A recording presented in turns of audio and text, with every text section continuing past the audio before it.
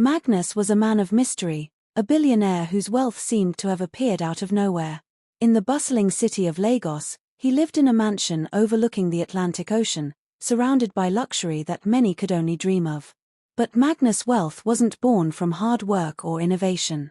His riches came from something far darker: rituals, ancient practices that tied him to forces most would shy away from. He had made a pact with an age-old society that promised untold wealth in exchange for the use of something sacred, something that many would never suspect: female sanitary pads. They were believed to hold the essence of a woman's vitality, and Magnus, desperate for success, had used them to channel dark energies, manipulating their power for his own benefit. It was during one of his many soirees that he first saw her, Stella. She was radiant, with a smile that could light up the room, and eyes that sparkled with warmth.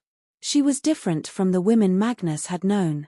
She wasn't interested in his money or his fame. She had dreams of her own, a passion for fashion, and a heart full of love. Magnus was captivated. He knew he had to have her. He began showering her with gifts, expensive jewelry, designer clothes, exotic vacations. He made her believe that she was the center of his world. They spent countless hours together, talking about everything and nothing. Magnus played the role of the perfect lover, always attentive, always kind. And Stella, believing in the man he portrayed, fell deeply in love with him. He whispered sweet words in her ears, promised her a future together, a future filled with love and happiness. Stella believed every word he said, and soon, she was convinced that Magnus was the man she was meant to marry. But Magnus had other plans. His obsession with power and wealth grew stronger, and he knew that in order to maintain his riches, he had to perform one last ritual. A ritual that required the essence of the woman he had come to love. One fateful night, as they lay in the comfort of his mansion, Magnus' heart began to beat faster. He knew it was time. He had to take what he needed from Stella, and the way he was going to do it would break her heart. He had already planned everything down to the last detail. The next morning, as Stella went about her routine, he waited patiently. Stella had no idea that she was the target of his greed and obsession. She trusted him completely, unaware that the man she had fallen in love with had plans that would destroy her. She left for her early morning yoga session, and as she stepped out the door, Magnus quietly moved to her personal belongings, where he knew she kept her used pads. He took them, sealed them in an envelope, and drove to the ritual site. As the hours passed, the ritual began. The incense burned brightly, and Magnus recited the ancient incantations. He felt the power surge within him. He was gaining everything he had ever wanted: money, influence, control. But what he didn't know was that the more he drained from Stella, the more he was losing of himself. At the same time, Stella felt an odd sense of emptiness. She couldn't shake the feeling that something was terribly wrong. She became weak, emotionally drained, and her once joyful spirit seemed to evaporate into thin air. Her dreams began to crumble, and her world became filled with shadows. She couldn't understand what was happening to her, but she knew it had something to do with Magnus. One day, in the depths of her despair, she visited a church. She sat quietly in a corner, her eyes swollen from tears, as she prayed for answers. That was when she met the prophet. The man was old, his eyes wise beyond his years. He had a knowing look that unnerved her. "Your soul is being drained," the prophet said softly, sensing the darkness that had overtaken Stella. "There is a man, someone you trust, who is using you for his own selfish gain. He has stolen from you more than you know." Stella gasped, her breath catching in her throat. The prophet continued, explaining the ritual that Magnus had performed on her, and how he had used her essence for his own benefit. The realization hit Stella like a wave, leaving her breathless. She had been manipulated, used, and betrayed by the one person she thought loved her. But the prophet told her that she could be saved. There was still time. With his guidance, Stella could break the hold Magnus had over her and reclaim the life that had been stolen. As the days passed, Stella felt her strength returning.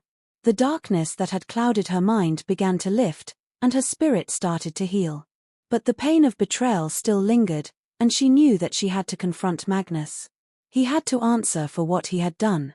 Magnus, on the other hand, was beginning to feel the consequences of his actions. His once glorious empire was starting to crumble. The wealth he had gained through dark means was slipping away, piece by piece. His health deteriorated, and a sense of dread hung over him. The darkness that had once given him power was now consuming him. As the two worlds collided, Stella knew the time had come. She was no longer the woman he had once fooled. She was stronger now, ready to face him. She would make him pay for the life he had stolen from her. The final confrontation was inevitable. Stella stood at the threshold of Magnus' mansion, her heart pounding in her chest. She had come for justice, for herself, and for the future she had almost lost. But Magnus, now a shadow of the man he once was, stood in the doorway, his face pale, his body trembling. "Stella," he whispered, his voice shaking. "You don't understand. I did it for us. I did it for the life I wanted to give you." Stella's eyes burned with anger and betrayal. "You destroyed me for your own selfishness," she said, her voice steady, though her heart ached. "You took everything, Magnus.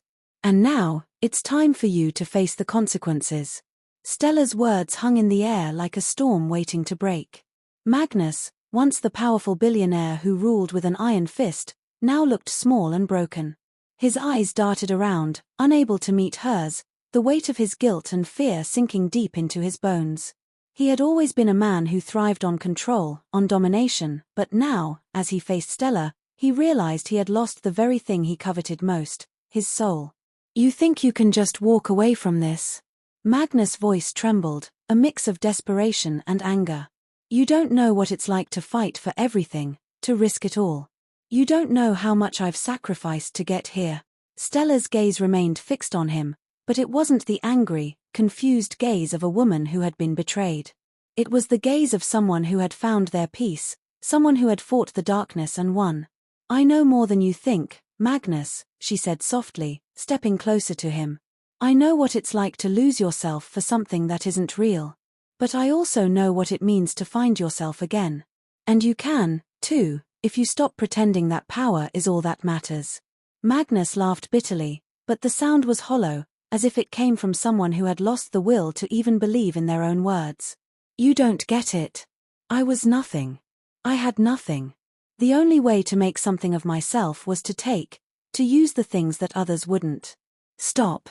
Stella's voice cut through the air, louder now, her emotions spilling over.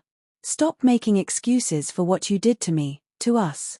You think you're the only one who's had to struggle. You're not. And you think that stealing from me would make you happy, make you invincible? Look at yourself now, Magnus. Look at what you've become." Magnus flinched at her words. It was the truth, and it stung worse than any physical blow he had ever endured. He looked at her, really looked at her, and for the first time since he met her, he saw the woman she truly was, strong, resilient, and free. He tried to take a step towards her, but his legs were weak, his body betraying him. The power he had once wielded was now a fading memory, like smoke slipping through his fingers. His empire, built on lies and darkness, was crumbling. Everything he had worked for, everything he had manipulated and sacrificed, was slipping away. "Please," Magnus whispered, his voice barely audible. "I didn't mean for it to go this far. I thought if I could just keep it all, I could fix everything. I thought I could make up for everything I lost. But now, I don't know how to fix this." Stella looked at him, her heart a twisted knot of emotions. Part of her wanted to feel pity for him, but another part, the part that had been broken and rebuilt, refused to give him that mercy. "Magnus, you took something from me that I can never get back," she said, her voice quiet but firm. "But I found a way to reclaim myself. I've learned that no matter how much power you have, it doesn't matter if you lose yourself in the process. I won't let you do that to me anymore." The silence between them was thick, heavy with the weight of their shared history. Stella felt a sense of finality, but there was no triumph in it, just a cold, aching emptiness. She had been through the fire and come out stronger, but that didn't mean the scars didn't remain. "Please, let me fix this," Magnus pleaded, his voice breaking. "I'll do anything to make it right." "You can't fix it," Stella replied softly, her gaze never leaving his. "Not anymore. What's broken can't be fixed with promises or power. It has to be rebuilt, but that's something you have to do on your own. Tears welled up in his eyes, but Magnus couldn't bring himself to cry. For the first time in his life, he realized how small he had become. His wealth, his influence, it was all meaningless in the face of the damage he had caused. Stella took one final step back, her heart still heavy, but determined. "Goodbye, Magnus." As she turned to leave, Magnus stood frozen, as if he were bound to the floor, trapped by his own choices. He reached out, but his hand trembled, as if the very air around him rejected him. "You'll never know what you've done to me," Magnus muttered, more to himself than to her. "But I don't know what I'll do without you." Stella stopped, but she didn't turn around. She stood there, her back to him, as the last pieces of her broken heart began to heal. "You'll find out," she said softly, and with that, she walked away. Magnus stood in the doorway of his mansion, alone. The grand house felt suffocating now, like a tomb for his failed empire. The darkness he had invited into his life had not only consumed his wealth but his very humanity. And as he watched Stella disappear into the distance, he realized that no matter how much power he had once wielded, it had never been enough to fill the emptiness inside. Days passed, but Magnus didn't leave the mansion. His world continued to collapse around him. The deals he had made to keep his riches vanished, one by one, like sand slipping through his fingers. His health worsened, and he was consumed by guilt and regret. But what hurt him most wasn't the loss of his wealth, it was the loss of Stella. She had been his last hope, the one light in his dark world, and he had destroyed it with his own hands. He could feel the distance between them now, a chasm that no amount of money or manipulation could bridge. The mansion, once filled with the sounds of laughter and luxury, was now eerily quiet. Magnus had everything, and yet nothing. He had been on top of the world, but now, all he had left were memories of what could have been. And in the deepest part of his soul, Magnus knew that he would never be the same. The man who had once believed that power was everything had learned, too late, that the greatest gift was something money could never buy: love, trust, and the chance to truly be human. But it wasn't too late for Stella. She was free now, no longer a pawn in his twisted game. And as she moved forward with her life, Magnus could only watch from the shadows, haunted by the woman he had once loved and destroyed. Weeks passed, and the Lagos skyline shifted with the daily hustle, but for Magnus, time had stood still. The mansion, a symbol of his former success, now felt like a prison. The echo of his footsteps on the marble floors was all that remained of the grandeur he had built. He could no longer sleep at night, his thoughts relentlessly consumed by Stella, the woman he had betrayed in pursuit of his selfish desires. Her image haunted him, her voice echoing in his mind. He had thought that wealth was the answer to everything. But now, in the silence of his solitude, he realized how hollow his life had become. The riches he had accumulated through deceit and dark rituals seemed meaningless. The world around him, his mansion, his cars, his luxury, was all empty. What was the point of having it all when it was built on lies? Magnus had lost everything: his empire, his health, and, most devastating of all, Stella. He began to understand the true cost of his actions. Power and wealth had consumed him, and in the process, he had lost his humanity. He had thought he could control everything, bend the world to his will, but in the end, he was powerless. One day, as Magnus wandered the streets of Lagos in a daze, he found himself at a small, humble church. It was the same church where Stella had gone for guidance. The doors were open, and a sense of calm seemed to radiate from within, unlike the chaos he felt in his mind. Without thinking, he stepped inside. The interior was simple wooden pews, stained glass windows, and the scent of incense in the air. He took a seat at the back, his hands trembling as he clasped them together. His mind raced, the weight of his guilt pressing down on him like a 1,000-pound stone. Was there any hope for him? Could he ever redeem himself? The priest, an older man with a kind face, approached him, sensing the turmoil within Magnus. "You look troubled, my son," the priest said gently. "What brings you here today?" Magnus opened his mouth but found that words failed him. How could he explain the destruction he had caused? How could he express the remorse that gnawed at his very soul? Finally, after what felt like an eternity, he spoke. "I've lost everything. I built my life on lies, and now I'm paying the price. Is there any way for someone like me to be forgiven? The priest sat beside him, his presence warm and comforting. Redemption is not about undoing the past, my son. It's about what you choose to do with the time you have left. You may have made mistakes, but you can make amends. You can choose a new path, one where love, not power, guides your actions. Magnus felt a glimmer of hope stir within him. Could he really change? Could he truly make amends for what he had done? The thought seemed almost impossible, but as the priest spoke, something inside him began to shift. For the first time in a long while, he felt a sense of clarity. That night, as he returned to his mansion, Magnus made a vow to himself. He would no longer be the man who sought power through manipulation and deceit. He would seek redemption not just in the eyes of the world, but in his own heart. It wouldn't be easy, and the road ahead would be long, but he was ready to face the consequences of his actions and rebuild his life from the ground up. Stella, meanwhile, was flourishing. Her life had taken a turn for the better after their separation. She had reclaimed her independence and found peace in the process. She had learned that her worth was not tied to any man, no matter how rich or powerful. She had found strength in herself, and the love she had once placed in Magnus had transformed into something deeper, a love for herself and the future she was now building. She didn't harbor hatred for him, though. She understood that people were complicated, that life was messy, and that sometimes the best thing you could do was walk away from what was toxic. She wished him no ill will, but she knew she could never return to the person she had once been when they were together. She had learned her lesson, and with that lesson came growth. As Magnus worked on his path to redemption, he realized that the most difficult part of it all wasn't losing his wealth or his influence, it was facing the truth about himself. The man who had once relied on manipulation and darkness now had to face the light and choose a different path. In his quiet moments, he would reflect on the lessons he had learned.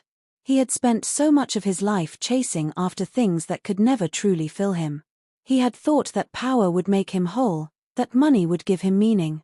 But in the end, it was love, trust, and the ability to heal that had true worth. The story of Magnus and Stella was one of love lost, but also one of transformation. It was a story of how power can corrupt, how the pursuit of wealth can cloud your judgment, and how the human soul can be redeemed, no matter how far it has fallen. Morals of the story. True wealth lies in love, not power. Magnus learned the hard way that no amount of money or influence could bring true happiness. Real fulfillment comes from genuine human connections, not material possessions. The cost of deceit is high. When you betray others, you betray yourself. Magnus thought he could manipulate his way to success, but it ultimately destroyed him. Integrity and honesty are the foundation of lasting success. Redemption is possible, but it requires change. It's never too late to change, but redemption requires more than words. It takes action, reflection, and a commitment to living differently. Forgiveness begins with oneself. Stella's ability to forgive Magnus didn't mean she accepted his actions, but rather that she chose to let go of bitterness for her own peace. Forgiveness is a process, but it begins with letting go of the need for revenge. Self-love is the key to healing. Both Stella and Magnus had to learn that loving and trusting oneself was essential to finding peace. Only through self-love and self-respect can one truly heal and grow. The story wasn't just about a man who sought power, it was about the journey of understanding that true power comes from within, and the road to redemption is never easy, but always worth it. Thank you for watching. Please like, share and subscribe. Also comment your thoughts, we'll like to know where you are watching from.